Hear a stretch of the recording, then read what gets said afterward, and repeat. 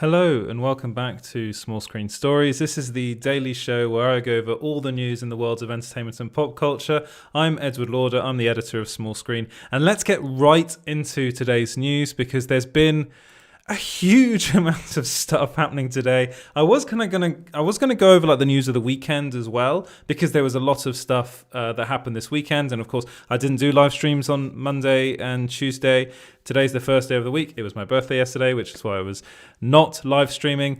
But it's like there's so much stuff to go over together, so I'm kind of going to put it all in like a big package, a small screen special, let's say, about Spider-Man, and in particular Spider-Man 3. It is absolutely bonkers what's going on with Spider-Man 3. Absolutely nuts. So let's start off with the very first news that apparently Tobey Maguire and Andrew Garfield are going to be in Spider-Man 3. Their appearance has reportedly been confirmed. So this is something that's been going on. A lot of people have been talking about this. So the first time I heard about it, it was actually, I'm going to quote Popcorn Planet here, what's it? I'm forgetting his name now. Andy Signor, that came out with that scoop, and he then wrote an article for Fandom Wire, and then there was a whole thing about then someone, I think it was ET Canada, going directly supposedly to Sony, and a representative at Sony saying those are rumours, nothing's been confirmed yet, and then loads of people saying that they debunked it. That of course is not a studio debunking anything, that's just them saying it's not been confirmed, but it's just so much stuff has been happening, and this has then been confirmed that Tobey Maguire and Andrew Garfield are going to be in it, and this comes from, I'm just going to have to, like, this kind of new scoop has come from a YouTube channel. Yes, that's it. So Sony Pictures is a Latin American YouTube channel where they posted a video basically confirming that they're all going to be in it. Like, it had lots of kind of footage of Tobey Maguire's Spider-Man in the Sam Raimi movies, then Andrew Garfield's Spider-Man in the Amazing Spider-Man movies, and then Tom Holland in the recent Spider-Man films, and basically asking which one's your favourite, and then kind of insinuating that you're going to see them all together in Spider-Man 3, which it looks more and more like this is the Spider-Verse movie I was being told about. I was under the impression that this was going to come next, but it looks like it's very much going to be the Spider-Verse movie. Is going to happen now. Spider-Man 3 is going to be the Spider-Verse movie, and of course it's obviously being called Spider-Man 3 because there are 3 Spider-Man movies, as Jimmy Kimmel made a joke about pretty recently in an interview with Zendaya, where he asked Zendaya to confirm whether Andrew Garfield and Tobey Maguire were going to be in the movie. She was playing coy. She said, I can neither confirm nor deny those rumours. So basically also suggesting that this is happening, which is absolutely bonkers. And if that wasn't enough, we then learned that Alfred Molina, who of course played Doc Ock in Spider-Man 2, in Sam Raimi's Spider-Man 2, is going to be in Spider-Man 3, which is also nuts. So yeah, that happens, and I think that was revealed. Let me just check who actually revealed this to be true, because I believe this came from Variety. So Variety is saying that's the case. So as far as I'm concerned, that's happening. So we have that going on, which is insane. And then there was like a whole load of people announced today. Jeff Snyder at Collider announced that. So he first announced that Andrew Garfield is definitely going to be in it. He then said that, let me have a look.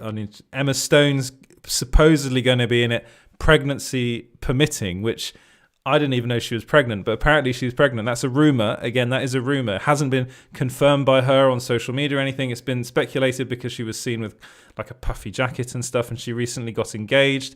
So, apparently she's returning as Gwen Stacy. Kirsten Dunst is reportedly returning for Spider-Man 3 as Mary Jane Watson. And then on top of that, it's just been announced by Murphy's Multiverse, who is he does Charles over there does a lot of scoops, and they turn out to be pretty much on the money. And he's reporting that Charlie Cox is going to be playing Daredevil in Spider-Man 3. So Of course, Charlie Cox played Daredevil in the Netflix series, in the Netflix Daredevil series, and people were desperate for Marvel to revive the series. The rights had gone back to Marvel Studios. I think it was last Sunday, maybe not the Sunday before. And they were really pleading with them to just revive the series and just get Charlie Cox to play Daredevil, aka Matt Murdock, again. But it looks like no, he's going to be in the MCU. He's this again is reportedly, so it still is speculation up until this moment. But then loads of people were jumping on this bandwagon. Grace Ranoff was on the bandwagon, claiming that yes, this is actually happening.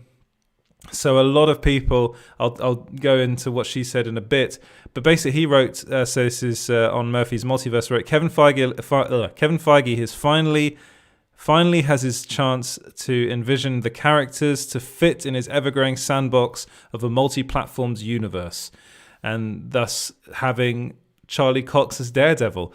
Now, I've always been a big advocate of Charlie Cox's performance as Daredevil. I think he's perfect, and I really didn't think they should recast that role. So it looks very much like they've decided not to recast and decided to go ahead with him. I'll just put up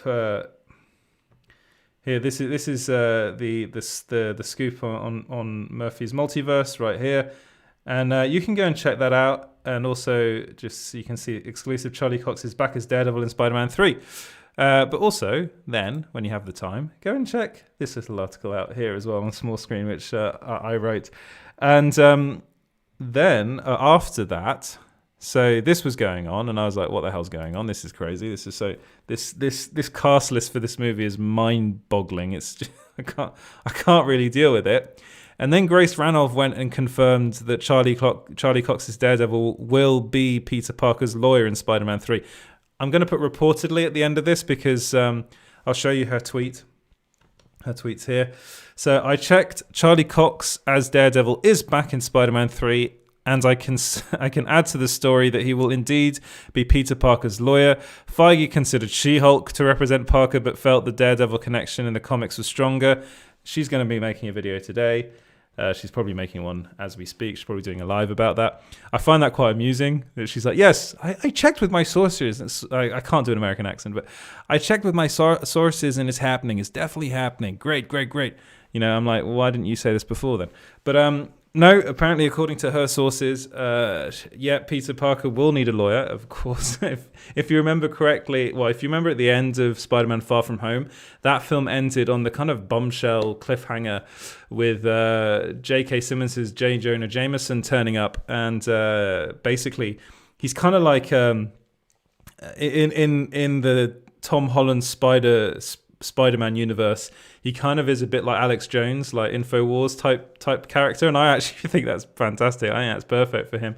And on his show, which I think is broadcast in Times Square in New York, I think, I can't really remember. It's been a while since I watched the film, but he basically says that Peter Parker is Spider-Man, then he plays a video of Mysterio and Spider-Man's fight, in which Peter Parker is unmasked, and then he edited it to make it look like Peter Parker murdered Mysterio. And so how is he going to get out of that one? Well, it looks like Charlie Cox's Matt Murdock is going to be representing him in court. There have also been rumors, so these rumors come from Mikey Sutton over at Geekosity, that somehow they're going to bring in Andrew Garfield and Tobey Maguire's version of Spider-Man, their kind of Peter Parkers, to then come into the story and help get him off somehow by proving potentially that one of them is the actual Spider-Man. It might end up being like a Spartacus moment where loads of people go, no, I am Spider-Man. That'd be quite fun, I think. That would actually, now that I think of it, that would be a really good way to get through this for Peter Parker to get out of this. But let me know what you guys think about this in the comments below. It is bonkers. There's so much stuff happening. This Spider-Man movie, to me, feels like it's going to be the kind of event movie of next year. I mean, it was already going to be a pretty big movie, but the Spider-Man films have kind of been a bit smaller scale. This one, I mean, you just go through that cast list. I think I wrote it in one of... I'll try and do it off the top of my head, but I did write it in one of the articles. But it's got Holland, Zendaya, Batalon, and now I'm forgetting... So the original cast plus Benedict Cumberbatch, Jamie Foxx, Andrew Garfield, Tobey Maguire, Kirsten Dunst, Emma Stone, and Charlie Cox. If I didn't say, Charlie Cox. That is an insane cast. I'm pretty sure I'm missing people out that have supposedly been confirmed for this movie, but it's bonkers. It's absolutely bonkers. And I think I'm using that word way too much tonight, but it is, for me, it's like, what the hell's going on? But it's also, Mikey Sutton also said it's going to be the longest Spider-Man movie ever made. I'm pretty sure that's true. That's probably a given, given how much is going to be in this film. The multiverse is going to play a big part in this movie by the sound of it. So I don't think they'll call it the Spider-Verse. I don't think they'll do that. I mean, I don't know, but I feel it's like too early for that. But it basically is the Spider-Verse, but they're all the same versions of Peter Parker. Whereas the Spider-Verse is more kind of different versions of Spider-Man. If you remember, like even Spider-Woman can come into it, and Spider-Gwen. And if you remember the animated movie, Into the Spider-Verse, it's not kind of different versions of Miles Morales. It's Miles Morales, Peter Parker, Peter Spider-Pig, or whatever I can't remember what they called it, but it's like very, very different versions of the Spider-Man character, not just Peter Parker. So I think this might be more of a multiverse type thing. What else? So they've locked in, Gwen Stacy, done that. I think that's it. There's so much to go over, but let me know what you guys think about all of that in the comments below. It's a lot to go over. It's a heck of a lot to go over. But I am very, very excited for this movie. I think this is going to be, it's just going to be insane. And Charlie Cox coming back as Daredevil is huge news. But let me know what you guys think about that in the comments below. Right, moving on from that and moving on to Michelle Pfeiffer confirming that she's returning for Ant-Man 3 as Jeanette Van Dyne. So she revealed this during a podcast episode that she appeared on recently. I'm just going to try and get the name of the podcast episode. Ladies First with Laura Brown. During the podcast, which is InStyle's official podcast, she revealed that she would be returning for the role and they'll be filming in spring 2021. Hopefully by then things would have gone back to some kind of normality. Jeanette Van Dyne was, of course, like the whole story of Ant-Man and the Wasp was centered around finding her. She was trapped in the quantum realm, so Hank Pym was trying to get her back. She is back. And then, of course, at the end of the movie, she and Hank Pym and Hope Van Dyne all are dusted thanks to what happened in Avengers Infinity War. So it was a very brief reunion. But no, she'll be involved in Ant-Man 3, which is being directed by Peyton Reed. And I'm very, very much excited for that movie. But let me know what you guys think in the comments below about that. Letitia Wright has quit Twitter. So this, I covered this story, like what she did. I don't really want to go over it again. But basically, the video that she shared on Twitter of a YouTuber basically kind of questioning whether people should take the COVID-19 vaccine or not has got her into a lot of trouble. People were demanding that she'd be removed from Black Panther 2 because of it. People wanted to cancel her. I'm not an advocate of cancel culture. I think she should be left alone now. I think she knows what she did was stupid and irresponsible, really. More than anything, it was very irresponsible. I understand that there are people out there that are a bit scared about taking a COVID, new vaccine that hasn't probably been as tested as you'd like. But then again, a lot of people have lost their lives to this terrible virus. So any way we can get through this and get, and protect people, the better, kind of that kind of thing. So yeah, she's now quit Twitter. But I will move on from that story and on to Jared Leto is rumored to want Morbius to be more involved in the MCU. So this kind of ties in with a story that I'm going to cover in a second. But yeah, so he's been, he of course is going to be playing Morbius, which is Morbius the Living Vampire. And it's kind of interesting. This does come from We Got This Covered, but they're saying that he is very, very keen on having Morbius becoming more involved in the Marvel Cinematic Universe. I'm not sure whether that might work. It might end up working more in like a Spider-Verse movie. So there are rumors that even though this upcoming Spider-Man film has a bucket load of famous people, actors playing characters they played in the past. But what might end up happening is that they might bring in like Tom Hardy's Venom, Jared Leto's Morbius, and have them actually interact more with Spider-Man and probably also because in the comics, Morbius is kind of like an anti-hero. In the cartoons especially, he's depicted more as a tragic character and someone that doesn't want to he tries desperately not to let his vampire urges take over, and he does end up becoming a bit of a hero. So whether or not they'll explore that aspect of the character a bit more, I'm pretty sure they will. And then he might end up actually teaming up with Spider-Man and Venom and all the other Spider-Men in a big Spider-Verse film. Probably Madam Web turning up in that, probably Spider-Woman turning up in that, because of course Olivia Wilde is directing a Spider-Woman, supposedly directing a Spider-Woman film. That hasn't been, I don't believe that's been confirmed yet. But so there is definitely room there. There's scope for him to be more involved in the kind of Spider-Man universe, not necessarily the MCU. I don't really see him coming over to the MCU anytime soon. But so there was a recent on Sony's Japanese YouTube page. They did YouTube account. They put out a new teaser, which is basically the same as the ones we've seen before. But what was different about this was it had an introduction from Jared Leto himself. And in that introduction, he went on to say, "In the film, I play a new Marvel character that attempts to cure his lifelong blood disease, disease with experimental science. In the process, I turn into a living vampire." That's a little bit about what's going on, and I think it's going to be a fun one, and I can't wait for you guys to see it. It's an exciting role in an expanding universe. There's a lot for us to look forward to. So he's kind of insinuating that we're going to be seeing more of Morbius in the future. Hopefully, I really do hope that we do, because I actually really like Jared Leto as an actor. I think he's really talented. I think he got a lot of stick, unfairly so, in my opinion, for his portrayal of Joker. I don't think that was really down to him, what happened in that movie. I think that was more down to editing. But yeah, it's, it looks like to me that he's very keen on this character and would love to play him more. Why not? I mean, it's a fantastic character. Morbius is a great character. If Sony does him justice, then you could have a real winner on your hands. And of course, they hit some sort of formula with Venom, even though I liked the film, but I can kind of see why critics didn't like it as much. I just thought it was kind of good fun. So maybe they might go more down that road. I don't know. This one, judging by the trailers, it looks quite a lot darker than the Tom Hardy Venom movie was. But let me know what you guys think about this in the comments below.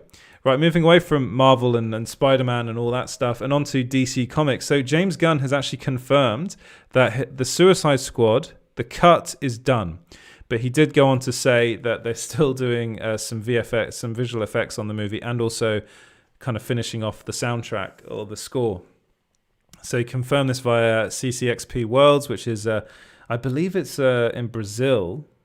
No, it used to be, but it's kind of a panel there of course, online at the moment. Everything's online.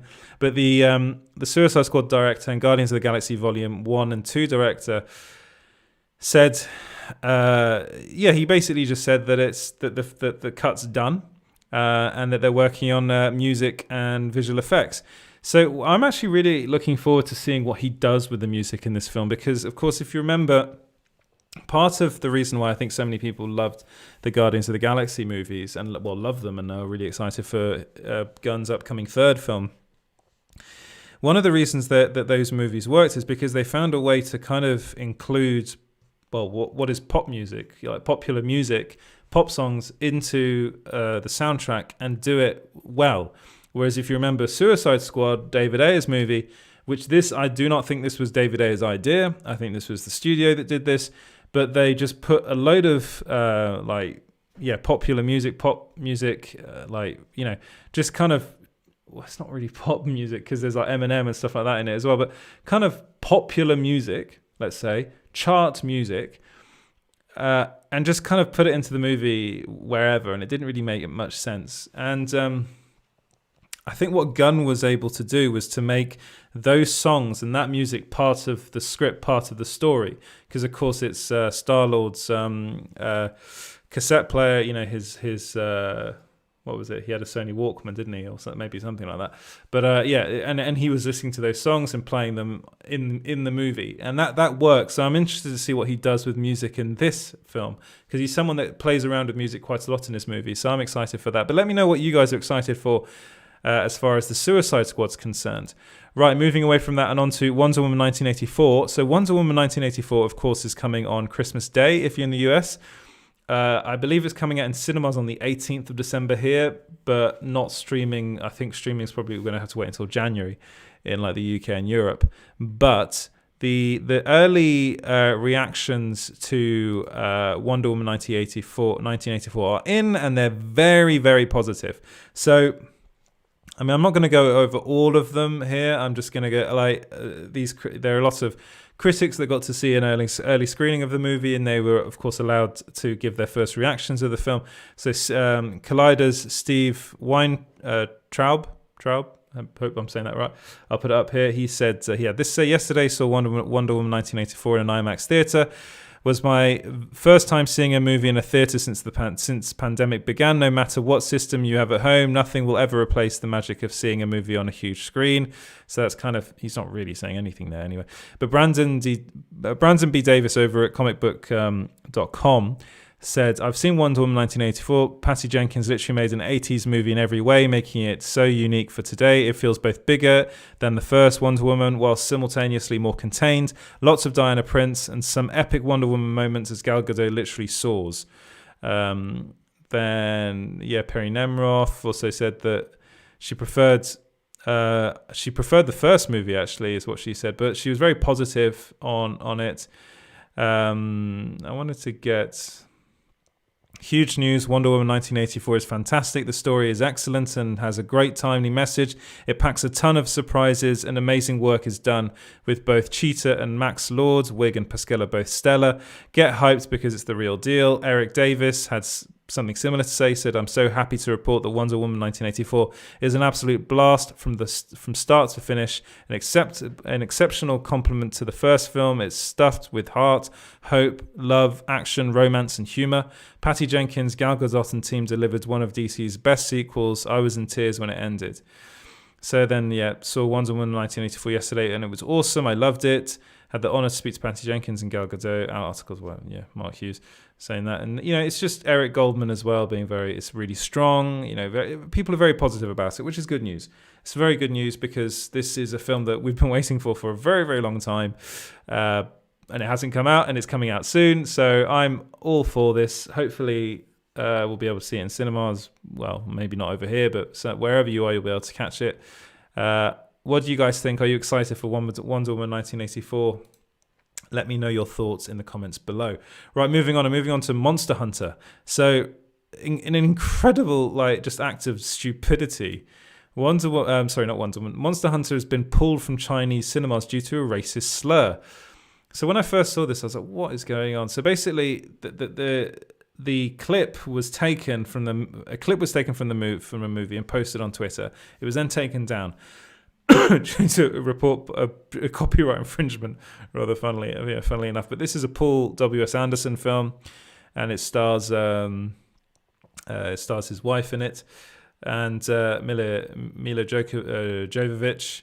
And it's based on a Capcom video game, which is very, very popular. I haven't played it myself, but I've heard nothing but good things about it. It's a bit difficult to get into if you aren't kind of with it to begin with. But apparently, so there's a joke in it, which is racially insensitive. So it takes place in a scene where a soldier seems to, apropos of absolutely nothing, ask his fellow soldiers, guess what kind of needs are these, before responding with the punchline Chinese. So this clip was taken and then posted online, and of course people in China went, they were like, what is this, and then Chinese cinemas pulled it, basically. And that is ridiculous because China is, especially now, a huge market. It's even bigger than it was before, really, because of the pandemic, because of course they're one of the only places in the world where they're all going to cinemas now. In China, they're open, and it's already very difficult to get your movie into China. There's a quota of Hollywood or non-Chinese movies that are allowed to be shown in China. Monster Hunter managed to get into that market, and then this dumb joke, which isn't funny, it's just stupid, it gets it pulled. It's like, well, who wrote this? Seriously, who wrote this? What is the point of putting that joke in? It's not a joke. It's not funny. it's just dumb, and it's cost them money. It's probably cost them. I mean, I'm putting a number on it. I reckon it's cost them, let's say, 300 million, maybe a bit less, maybe 200 million. But it's cost them a lot of money. But apparently, the movie's still doing well overseas, which good for it. But honestly, that's the dumbest thing I've ever heard, and it's just not the dumbest thing I've ever heard, but it's just a very silly thing to do. It's not a funny joke. I'm pretty sure the people involved in making the movie will be very annoyed about that, and whoever put that joke in the script, I feel bad for them because it's just not good. But let me know what you guys think about that in the comments below. All right, moving on. And moving on to some big news that kind of landed on Friday, I think it is. So it's, old news now. But Oscar Isaac has been cast as Solid Snake in a Metal Gear Solid movie. So this comes from Deadline. Jordan Vogt-Roberts, who directed Kong Skull Island, is directing the movie. Of course, the Metal Gear Solid movie is based on the Metal Gear Solid game, which is a Konami game. And it's actually Hideo Kojima, his original idea, and he was doing all of the games up until was it Metal Gear Solid 5? Maybe that was when he left. I think so. And there was a whole thing between him and Konami, and he ended up leaving, and then went and made Death Stranding for PlayStation. And the game's done really well over the years. It's sold over 56 million copies worldwide. And it was started in 1987, so it's a pretty long-running game. And according to Deadline, Oscar Isaac is going to be playing Solid Snake. So I think that's pretty good casting, personally. But I've always thought there's only one person that can play Solid Snake, but he kind of already played him in Escape from New York, and that is Kurt Russell. And that's kind of, I'm pretty sure they based Solid Snake, the character, I think they based everything on Kurt Russell in that movie. I think Kojima is a big Carpenter fan, and that's why that he looks so similar to who is also called Snake, to Kurt Russell's character in Escape from New York. But let me know what you guys think about that casting. This is happening. This is something that people have been asking for a very, very long time now. But yeah, it looks like it's happening. Which is good news. That is good news. Right. Moving on. And let's go on to the next bit of news, which, let me have a look. Jim Carrey. Jim Carrey's reportedly signed on to star in multiple Robotnik movies. This is coming from We Got This Covered. So maybe take a pinch of salt and put it over this story, because they do put a lot of stuff out there. A lot of Jim Carrey stuff. I'm going to be honest. They put a lot of Jim Carrey stuff out there. But maybe he's being involved in a lot of things now. Because, of course, Sonic the Hedgehog is probably one of the best movies, best blockbusters, not the best movies, one of the best blockbusters to have come out this year. I really loved that film. I have a great... it was I think it was the penultimate film this year I saw in cinemas. I think the last film I saw in cinemas was... Well, actually, no, it was Tenet. But before that, it was The Invisible Man. And then before that, it was Sonic the Hedgehog. I had a great time with it. I had a really good time with it. I had a really good time with Jim Carrey's performance as Dr. Robotnik. I thought he was brilliant. Back to his old best. Really, really good stuff. The end is brilliant. There's a little tease at the end, and you can actually see him as a bald Dr. Robotnik, which I think is quite amusing. And it looks like he's signed on to do multiple Robotnik movies. So I don't know how they'll work, but according to We Got This Covered, it's happening. Is this something we need? I think we do need more of Jim Carrey, but maybe not as Dr. Robotnik. Maybe keep him to the Sonic movies. That's my personal opinion on that. But there has been like reports that apparently they're making a Knuckles spin-off movie, and that Paramount Pictures really, really wants to kind of make as much of this Sonic franchise as they possibly can, because they seem to have landed on something quite positive. People did react very positively to the movie, and why not? Let me know what you guys think in the comments below. Right, Keanu Reeves is rumored to be in talks for a Speed 3 movie. So Keanu Reeves, of course, starred in the first movie. He starred in the first Speed film, which was like 1984. Did that come out with Sandra Bullock in it? It was directed by Jan de Bont, who then went on to direct and actually write a really terrible sequel, Speed 2 Cruise Control, I think it was called. It's just, that movie was just dreadful.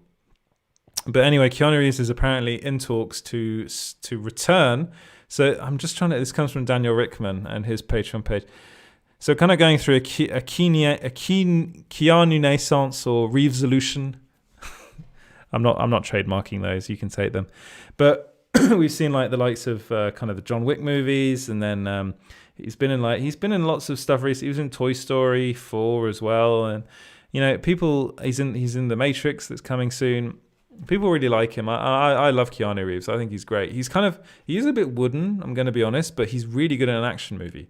So this is kind of his, it's his forte. He played Jack Traven, that was it, and kind of a young police officer that ends up on a bus, and if it goes below 50 miles per hour, it blows up. And he stars Sandra Bullock. Sandra Bullock was in the second one. Whether or not she'll come back for a third one, I don't know. But apparently they've got an idea for it and they want him to come back. Graham Yost wrote the first script, the first movie, and that was really good. And then Yanda Bont, I think he had a dream that he can, and that was the idea for the second film, which is just not good, the second film. But, I'm mildly optimistic if they are making a third film. I'd like to see Keanu Reeves back. I think he's one of the reasons why the first film worked so well. The second film didn't work as well without him. But let me know what you guys think about that in the comments below. Right, moving on to some more kind of rumor. This is the rumor mill section of the show. Tom Holland is reportedly being considered for a role in the new Pokemon movie. So this again is another We Got This Covered scoop. And they're saying that he's up for Blue Oak, which is a character. He's the grandson of Professor Oak. If you know the Pokemon games, then you'll know who Professor Oak is, and you'll know who Blue Oak is. And apparently it'll be set in the same universe as the Detective Pikachu movie. I was actually a really big fan of the Detective Pikachu film. Before Sonic the Hedgehog, I was actually thinking, this is probably the best video game movie ever made. It is based on a video game. Detective Pikachu is actually a really fun video game. It starred Ryan Reynolds, so whether or not Ryan Reynolds will be in this movie or not, I don't know. But there are people that are saying, and rightly so, if they do have Tom Holland playing Blue Oak, it might be an issue because that character should be played by an Asian actor, which is true. Pokemon is a Japanese game, therefore someone from that culture should be playing that character. The thing is like Ryan Reynolds isn't Asian, and he played Pikachu. I mean, he wasn't really playing Pikachu. They kind of got around that. But there is something to be said about that. It is made by Legendary. Legendary is, I believe, a Chinese company. Now, maybe Chinese owned, I think. We've had these. This sort of stuff has happened in the past with Scarlett Johansson in the. I'm blanking on the name, but she was in a. What was the name? I'm blanking on the name now. But she of course got into a lot of trouble because she played a character that should really be, is in the anime series Asian. What was let me just check. I just really can't think of the name of the movie right now. The movie wasn't very good either. That was it's not really, what was it called? Not Lucy. Lucy was quite good. Ghost in the Shell. That's it. I was never going to remember that name. I just really couldn't remember it. But yeah, and it's happened before. Ed Skrein, of course, was up for a role that should have been played by an Asian character, and he actually ended up stepping down from that role. So it's something that Hollywood is becoming more and more aware of, trying to honor characters' roots. And actually, I personally completely understand. Well, I think actually it was Hellboy. I think was the movie that he was going to be in. Maybe it's a good thing that he wasn't in that film. It was pretty bad. But so it's I understand those. I understand people talking about that, and I think they're probably right. I also think Tom Holland is a bit of a boring choice. I do like Tom Holland, but he seems to be in a lot of stuff now, so maybe let's give it a rest with old Tommy. But what do you guys think about that? Let me know in the comments below. Right, so next bit of news. Matthew Vaughn is reportedly planning 7 Kingsman movies and a TV show. This comes from Deadline. This is actually Marv Group's CEO that said this. So I'm not going to... Kamasa, his name, and he said the British director is currently planning something like 7 more Kingsman films as a part of the company's expansion plans. He also added that Vaughn has plans to make a TV show set in the Kingsman universe. So they really want to expand as a studio, and they want to use Kingsman to do that. Matthew Vaughn's already made 2 Kingsman films. He made Kingsman: The Secret Service and Kingsman: The Golden Circle, and The King's Man, which stars Ralph Fiennes, is coming out pretty soon, and he made that as well, and that's kind of a prequel. So we've already got 3 of them, and it looks like they want to make 7 more. I think that's a bit much, but I liked The Secret Service. I wasn't so keen on The Golden Circle, but I'm very optimistic about the look of The King's Man. I think that's going to be a really good film. But let me know if you think 7 is needed. Let me know that in the comments below. Right, on to Johnny Depp. So apparently Johnny Depp has applied to the Court of Appeals over his libel case against The Sun. I've spoken a lot about this. I'm not going to go into this in too much detail, but it was reported by The Guardian. They're reporting that after Mr. Justice Nichols' ruling, basically in favour of The Sun. So he said that, what did he say? He said that the article that was written by Dan Wooten at The Sun was substantially true. That article was calling him what referred to Johnny Depp as a wife beater. It was actually talking about how J.K. Rowling shouldn't have cast him in the Fantastic Beasts franchise as Grindelwald. And then they did appeal later in November to the same judge, which is standard in UK courts. And then he had this to say, the judge, he said, "I do not consider that the proposed grounds of appeal have a reasonable prospect of success, but they're going ahead with it anyway." So he's appealing to the courts. He's applied to the Court of Appeals to appeal the decision. Let me know what you guys think about that in the comments below. Right, moving on. And moving on to actually our exclusive. So it's taken a while to get to this point, but there was a lot of news to get through. So the exclusive, we were told that, let me just get it up here. Sorry, that Lars Mikkelsen is reportedly in talks to play the live action Thrawn in The Mandalorian. And this, of course, has been... a lot of people have been talking about this because the episode with Ahsoka Tano called The Jedi in The Mandalorian, she name-dropped Thrawn. She is looking for Thrawn. So, it goes to... You can kind of understand why they will be looking for an actor to play the live-action version, because this character will be coming into The Mandalorian at some point in the future, possibly season 3. But I was actually told that they want to really expand the character. So the character was first appeared in Star Wars Rebels, and Lars Mikkelsen was the voice of the character. He does a fantastic job in the role. But if you also were to look at Lars Mikkelsen, you could understand why they would also be thinking he'd be a good choice to play him in live action. There have been lots of people talking about like Benedict Cumberbatch playing the role, and I've heard lots. John Hamm is another one that's come up. And if you're going to put them all in a lineup and say who do you want to play Thrawn, the first person you'll say is Lars Mikkelsen. You look at him and say he is Thrawn. He's like 6'3". He's really tall. He's great at playing a villain. He played a villain in Sherlock. He's been in a lot of Scandinavian shows. He was in The Killing, recently in House of Cards. So of course he's Mads Mikkelsen's brother. But he's a really good actor in his own right. So I was kind of sitting on this for a while, because the first source that came to me about this information I hadn't worked with, which happens quite a lot. I get sent a lot of stuff, and I don't run it often. I just let it slide. And this person told me that Lucasfilm is currently in talks with Lars Mikkelsen to play Thrawn in live action. This will be for a future season of their hit Disney Plus Star Wars show, The Mandalorian. Excuse me. And then a second source went on to corroborate this, and this person I've worked with multiple times, and I do trust this person, and they said, yes, I can confirm that Lars Mikkelsen is currently deep in talks with Lucasfilm and Disney to play Thrawn in live action. My information is that he will be debuting in The Mandalorian and then appear in a future spin-off Star Wars live action series. Early days, though.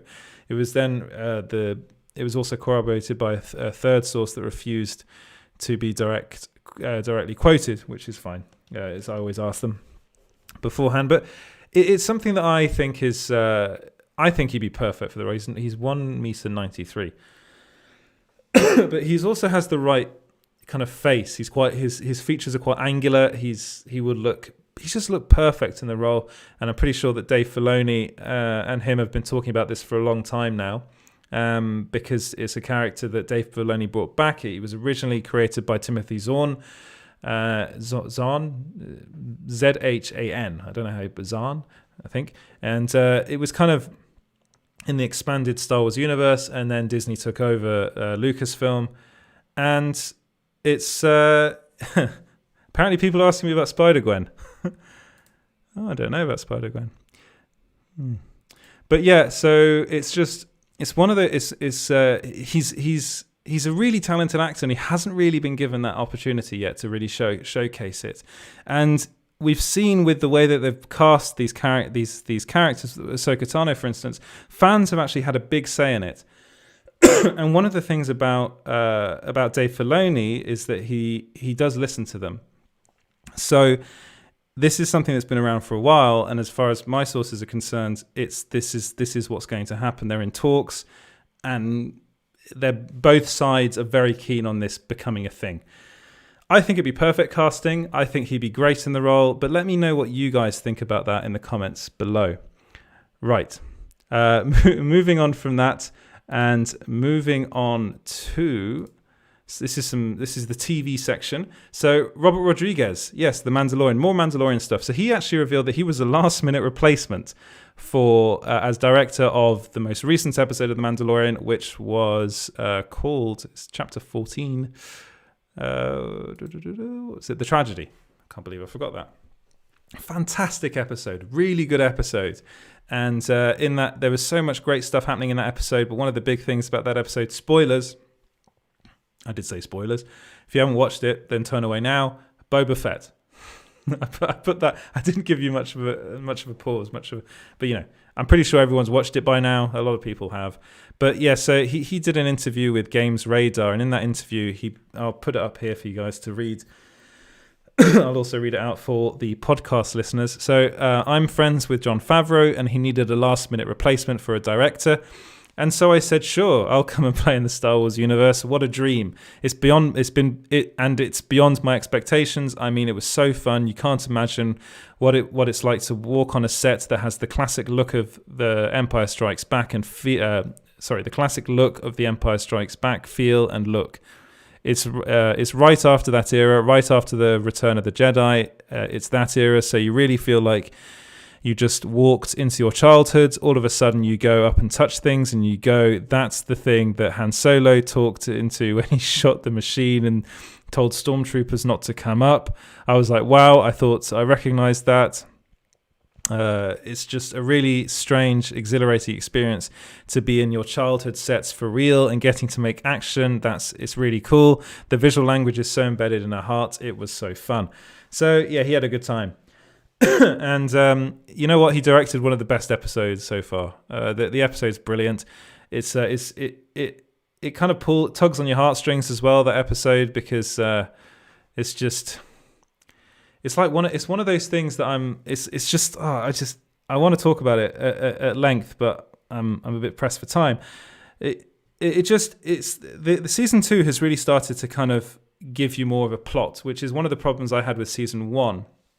It didn't really show that there was some great stuff that happened in season 1, but it didn't really start picking up until the end.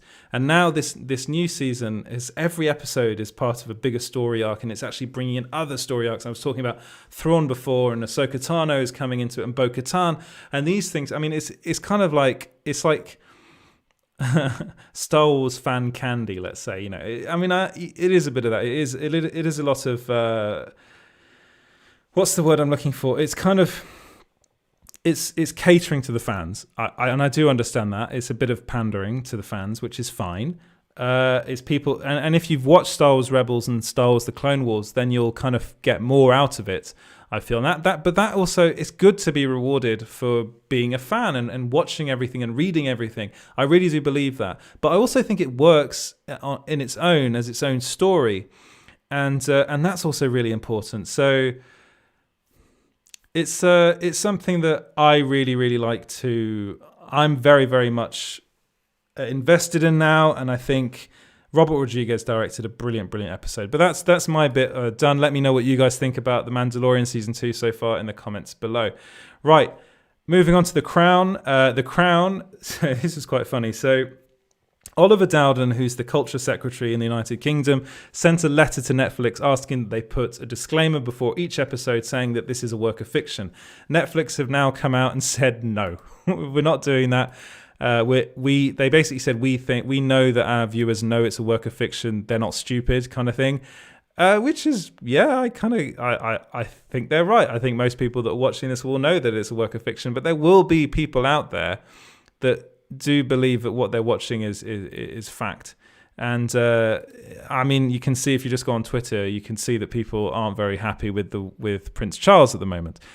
But this news comes from Deadline that someone at Netflix just said that a representative of Netflix said they had no plans to put disclaimers on each episode. But let me know what you guys think about that in the comments below. Finally, now this is a rumor, so I will put a disclaimer before this.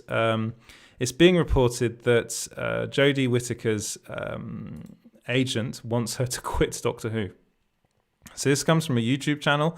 I'm not going to try and pronounce the name of the YouTuber because it's just Lebetkin. I think that's how you pronounce it. But they're claiming that Jodie Whittaker's agent has been screaming at Jodie Whittaker. She's got to get off the show. She's got to get off the show because her agent's business is looking at the reality, not the fantasy. And the reality is that the ratings have been on a nosedive. It's been an incredibly successful show, an incredibly successful international juggernaut, which is coming off one of the most successful periods ever. And now it's gone off on one of its least successful periods ever. And she is the public face of that. This is what the YouTuber said, not me. I kind of get that if you're looking at it from a rating standpoint, yes, but I also think you should look at it from who's in charge of this now. So Chris Chibnall is in charge of the show. Season 12 was a disaster, like a proper disaster. Hopefully season 13 will be better. I'm fingers crossed, but until they get a new showrunner in, I don't think it will be. So as far as Jodie Whittaker's career is concerned, it might be better I think it would be better for Jodie Whittaker to kind of leave it after season 13 and just be done with it and be like, I did that, now let's move on. I'm pretty sure she will do that anyway. I'm pretty sure that's what's going to happen. But let me know what you guys think about all of this in the comments below. Right, someone wants to know if Nebula's going to be in Spider-Man. I mean, maybe, who knows? Spider-Gwen? The thing about Spider-Gwen is I'm replying to the comments now. So the thing about Emma Stone playing Spider-Gwen is that if the reports of her being pregnant are true, I'm not so sure. I mean, I'd love to see her play Spider-Gwen. I think she'd be perfect in the role. I'm going to be honest, but if that's the way they go down, I think they won't have that until a Spider-Verse film. And I don't think this is the Spider-Verse film. I think that's going to come afterwards. And I'm actually a bit dubious about Emma Stone being in the movie anyway. I mean, she died in The Amazing Spider-Man 2. So how are they going to bring her back on that one? I really don't know. But I am very, very much excited this is again, potentially she's coming back. I really hope she does. It's one of those things that, I mean, it is reported by Collider. Collider is a reputable outlet, and Jeff Snyder has had these big scoops in the past, and they've turned out to be correct. So who knows? Maybe they are right. But as far as I'm aware, and I have been asking around, she isn't in it. I mean, this stuff can change. Everything we've been seeing with Spider-Man 3 has been crazy. It's been bonkers. And on that bombshell, I will say goodbye. Thank you so much for watching, guys. If you don't like watching live streams, you can listen to this as a podcast, and that you can find over at Small Screen Stories, wherever you get your podcasts. If you're listening on on Apple Podcasts, then please give us 5 stars. That'd be great. You can also follow Small Screen everywhere, and we've actually changed handle now, so it's at Small Screen Co. You can follow us on Instagram, Twitter, and Facebook. You can also follow us over on Twitch, and like and subscribe here at YouTube. That'd be great if you could do that. Really, really good stuff. And also like the video and share the video on Facebook if you're watching on Facebook. You can follow me at EJ Lauder. And thank you very, very much for watching, guys. I'll be back here with you guys tomorrow night. Thanks and goodbye.